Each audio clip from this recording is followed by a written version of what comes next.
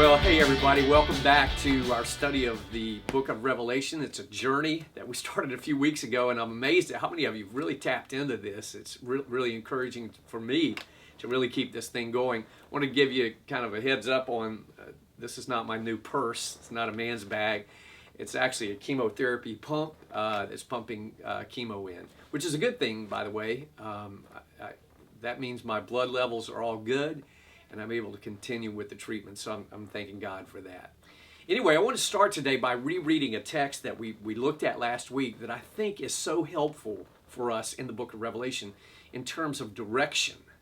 Because what it teaches us is that the book of Revelation basically is this, and you'll want to remember this, it's the chronological sequence of events that lead up to and include the return of Jesus Christ to the earth in the establishment of the kingdom on the earth and the new heavens and the new earth. So it's the sequence of events that lead up to that. And in Revelation chapter 1, we sort of get that sequence. John is telling us up front this book is going to be sequential. So listen to what he says. In verse 18, if you're able to look at your Bible, you can follow. John says this. He says, when I saw him, that is when I saw Jesus. By the way, saw is past tense. When I saw him, this was something that had already happened. I fell at his feet as though dead. Then he, that is Jesus, placed his hand on me and said, do not be afraid. I'm the first and the last.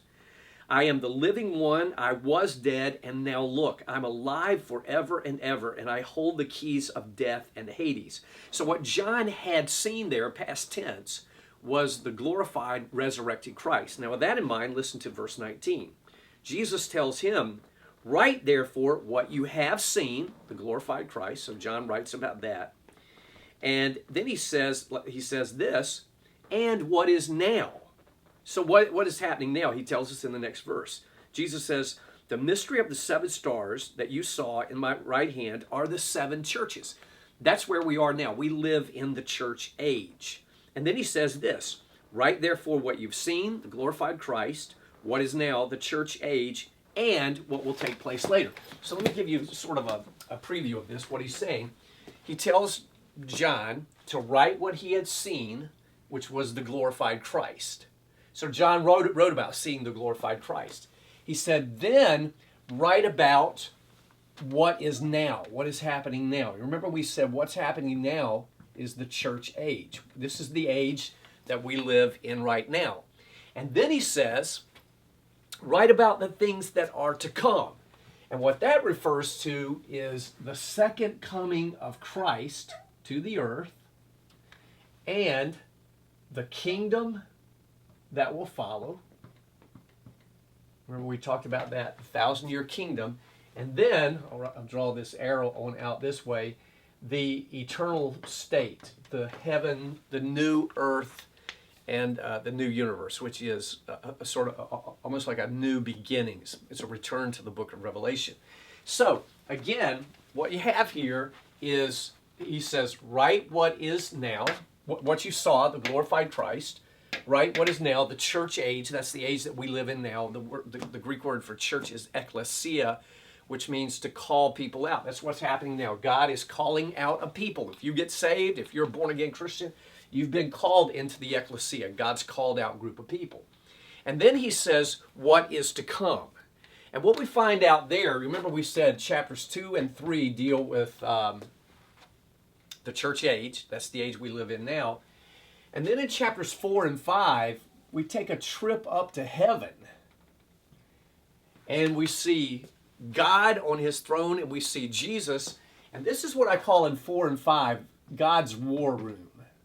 God is getting ready in chapter 4 and 5. I'll tell you what, we'll put this over here. In chapters 4 and 5, to reclaim the earth from Satan. So we get this trip up to heaven in chapters 4 and 5. We'll talk about that next week. Then in chapter 6, the scene switches back to the earth. So in Revelation chapter 6, all the way through 18, the scene comes back down to earth. And God begins to reclaim, to retake the title deed to the earth through Jesus Christ. And there is, if you know anything about it, there's the pouring out of the judgments of God. You have, first of all, the seal judgments. You ever heard of those? And then you have the trumpet judgments we'll read about. This is all in chapter 6 through 18. And then what are called the bowl judgments, as God pours out these bowls, these wrath that just pours it out onto the earth. So that happens in chapter 16. Then in chapter 19, you have the second advent. We'll just put second. The second coming of Jesus back to the earth. This is in chapter 19. So you can kind of see how the book is sequential. In chapter 1, we have the glorified Christ. In chapter 2, this is what John saw. In chapter 2, we have the church age. That's what's now. And then all through here, we have this. Hey, I could have left myself some room. We'll put the kingdom right here. I got that right. We'll put the kingdom there. And then, I wish I had something to erase with. So anyway, the eternal state goes all the way over to there. So this is the sequence of events that will lead up to and usher in the kingdom of Christ. Now, when John says what is to come, this is from here on is what is to come. The millennial, the Great Tribulation in chapter 6 through 18, of course the war room in chapters 4 and 5, the second coming of Christ in 19, let me get this down here. The kingdom is set up in chapter 20, and then the new heavens and the new earth are in chapter 21 through 22. So what I'm saying here is everything from this point on, this is where we live now. We know this is happening. But everything here, from here on, listen, what is yet to come, falls into the realm of prophecy, eschatology, which means things that are yet to come. Now, the question I want to ask today is, we know all this has already happened, but how do we know that's going to happen? What kind of confidence that we have that Christ is going to return to the earth, that there's going to be this millennial kingdom? I mean, a lot of people could die in their lifetime and never see this, and they have to die thinking, well, I just died before it happened. That's all it is. But how can we know that's going to happen? Even if we don't see it, how can we know this is going to happen? Well, here's the evidence that all of that is yet to happen is going to happen. Here's how God gives us the evidence for that. These are all prophecies. This is all prophetical. And here's how we know it's going to happen. All the way back here in the Old Testament, God gave prophecies, hundreds of them. And what we find about all of the prophecies that God gave in the Old Testament, some of them referring to the nation of Israel, but every prophecy that God made in the Old Testament, all of them came true to the letter. Every one of them came true literally. They weren't figurative. It was not allegorical. Every prophecy that God gave in the Old Testament was literally fulfilled.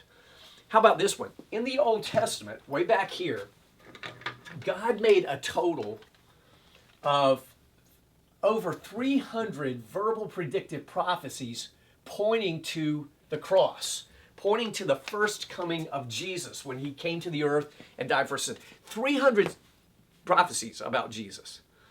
Those prophecies were very specific. For example, one of the prophecies standing way back here in 500 BC prophesied the exact date that Jesus would die, or that he would ride into Jerusalem on the donkey, and that was April 6, 32 AD. Predicted that to the date. Predicted the town that he would be born in, Bethlehem. Predicted that his mother would be a virgin. Predicted that he would be born of the lineage of David and Abraham. Predicted that he would ride into Jerusalem on the back of a donkey. He did all of these prophecies were given, and here's what I want you to get. They were literally fulfilled. They were not allegorical. Jesus didn't ride in to another town. He rode into Jerusalem like the text said he would. He was not born in Jerusalem. The text said he would be born in Bethlehem. All of these were fulfilled literally. Now here's my point. If these 300 plus prophecies all the way back here about the first coming of Christ were interpreted by the people as being fulfilled literally, interpreted by us now as being fulfilled literally, and were fulfilled literally, if all of the prophecies about the first coming were fulfilled literally, why would we expect any of these to be fulfilled any other way? Why would I not expect the second coming prophecies about Christ to be fulfilled literally if the first coming prophecies about Christ were fulfilled literally? Now, the reason why I bring that up is because, number one, these prophecies back here give us confidence that this is going to really happen. Literally, it's going to be fulfilled. Some of us may live to see it. I would love to. But we will see it in some form. We will see it literally fulfilled. Now, here's the reason I'm bringing this up. A lot of people look at, we're going to talk about two events, actually three events. Some people interpret everything in chapter 6 through 18, where you have the seal judgments, the bowl judgments, the trumpet judgments, the wrath of God being poured out upon this earth. They interpret that as figurative language. In other words, the asteroids aren't going to really hit the earth, and the sun's not going to turn dark, and a fourth of the population's not going to be killed. Locusts aren't going to come out of the abyss. They say, oh, that's just figurative. That's just allegory. It's kind of about having tough times in the world that we live in. Listen, I've had tough days, but I've never seen an event where a fourth of the population is destroyed on the earth. I've never seen locusts come up out of the abyss and attack people. I've never seen that. That's what this is saying. But they look at that and say, no, you shouldn't interpret that literally. It's all allegory. Not only that, there are people who look at the kingdom. We're going to talk about this.